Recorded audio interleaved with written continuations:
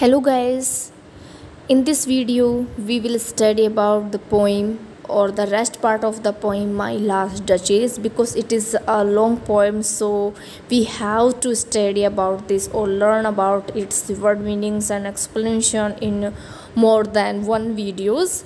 So let us start the rest lines or stanzas of this poem. So the line is 21. She had a heart, how shall I say, too soon made glad, too easily impressed.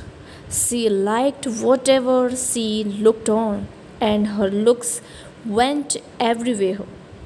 So it was all one, my favor ate her breast, the dropping of the daylight in the west.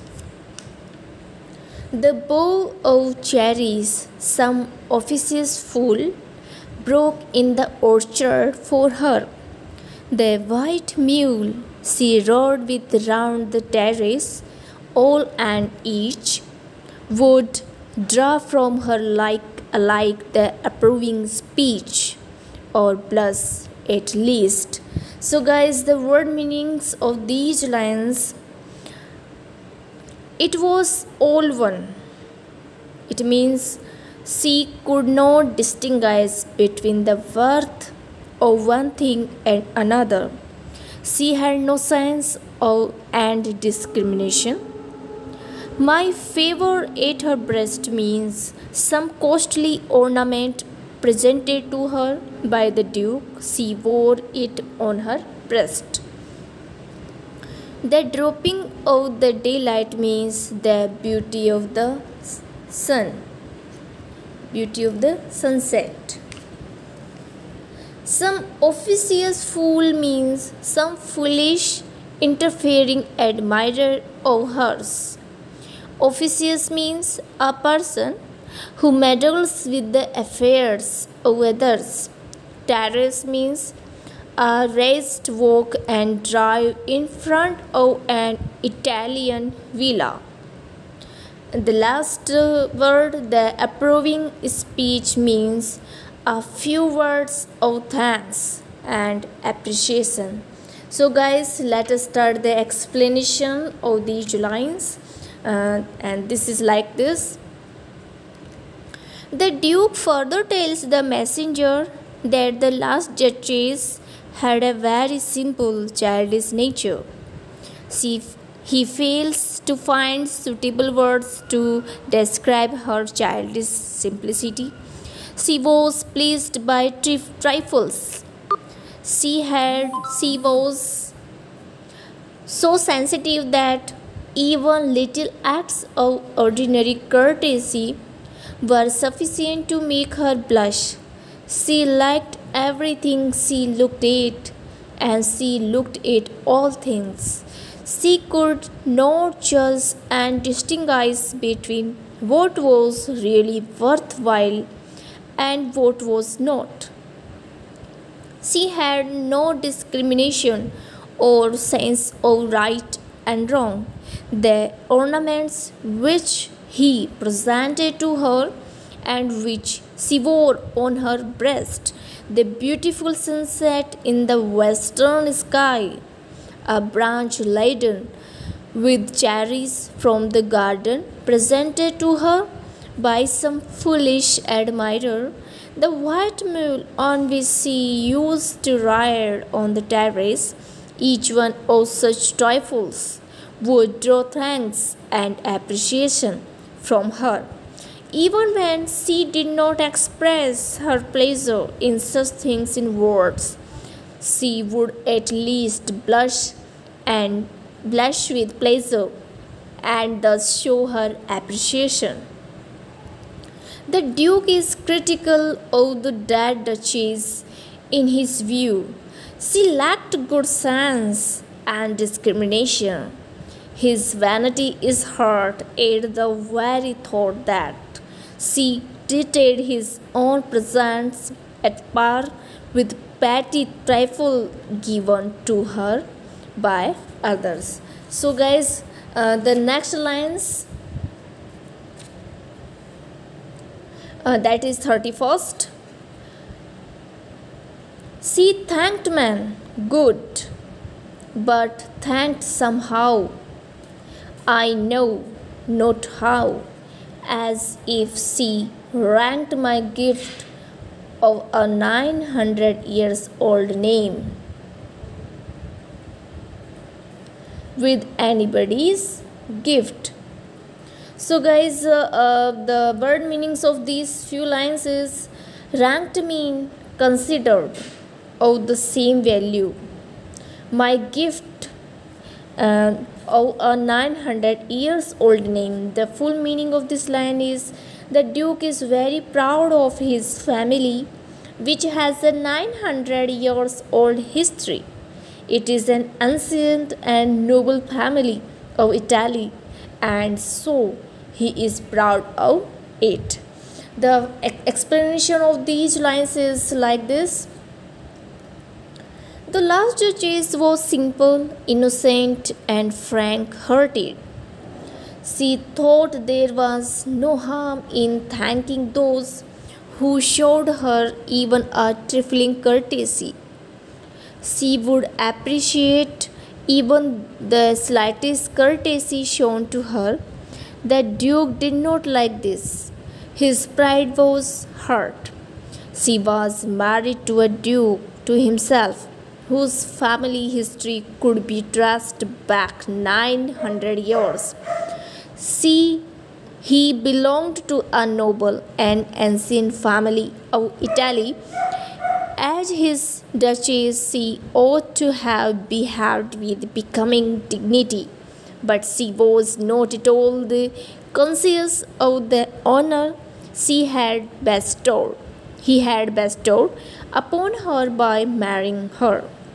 She could not differentiate between the gift of rank and position that he had given her and the petty trifles that others presented to her. She thanked everybody in the same way.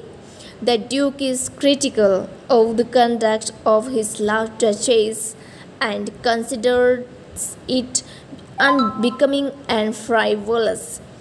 In his opinion, she lacked in dignity and intelligence. So guys, next lines, that is 34th.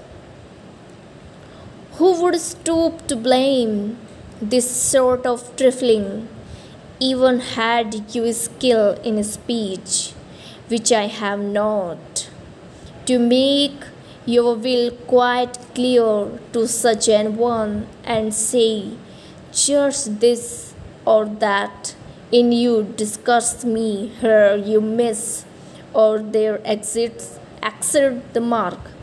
And if she let herself be lessoned so, not plainly said, her wits to yours, forsooth, and made excuse, even then would be some stooping, and I chose never to stoop.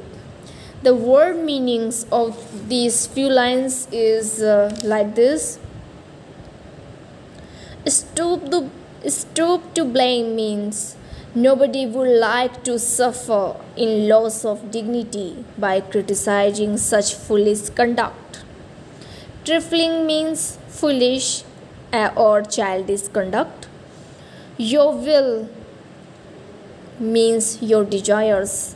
To such an one means to a frivolous and childish person like the Duchess. Here you miss means the mark to the full line. In certain respects, she failed in dignity and decorum, while at other times she crossed all limits. Set her wits to your forsooth means at once begin discussing and arguing with you. Forsooth mean at once. Made excuses mean try to justify her conduct. So guys, the full explanation of these lines is like this. The Duke tells the messenger that his last duchess had the childish habit of thanking everybody. There was no harm in thanking others as such, but she failed to distinguish between the valuable gifts given to her by him and the ordinary acts of courtesy done by others. The Duke further says that he did not try to correct her and put an end to her foolishness in thanking everybody, because he thought it below his dignity to take note of her childish conduct. Moreover, he does not have the gift of fine speaking which orators have. He had not have sufficient skill in speaking, and so could not have brought home to his wife, even if he had tried, her folly in thanking everybody without discrimination. She was so childish that she would never have understood which displeased him. She would never have realized that in certain matters she failed, and in certain other respects she went beyond limits. Thus, she failed in maintaining the dignity of his noble family, and she exceeded all limits in thanking others. Moreover, she was so childish that she would never have accepted her faults and tolerated such criticism. Rather, she would have indulged in argumentation and discussion. She would have tried to justify herself and given reasons for her conduct, even if he had the necessary skill, and even if she were ready to be instructed by him. He would have considered it a loss of dignity on his part to have corrected her. He therefore decided not to come down even a little. This speech clearly reveals that the Duke is a proud and conceited person. He has false notions of dignity and decorum. So guys, this was the explanation, or this is the explanation word meanings of these lines, and the rest part of this poem we will study in the next video. Thank you.